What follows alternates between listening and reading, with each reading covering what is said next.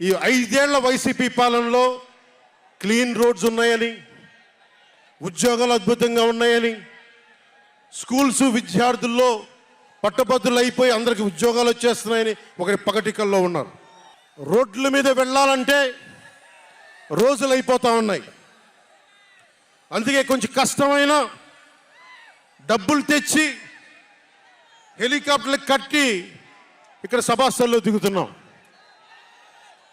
ఓజీలో వచ్చే రెమ్యునరేషన్, ఓజీలో వచ్చే సినిమా డబ్బులు కేజీ బియ్యం కూడా కొనకుండా హెలికాప్టర్లకి పెడతా ఉన్నాం. Behind every great fortune there is a crime అని ఫ్రెంచ్ రచయిత బాల్జాక్ అంటారు. ఏ కష్టం చేయకుండా అర్ధాంతరం నడిమంత్రపు సిరి వచ్చినప్పుడు దాని వెనక ఒక నేరం ఉంటుంది. ఇది సూక్తి యొక్క సారాంశం. క్లాస్ వార్ అని చెప్పే జగన్ 5 కోట్ల మంది ప్రజల రాష్ట్రాన్ని 5 మందికి తాకట్టు పెట్టాడు.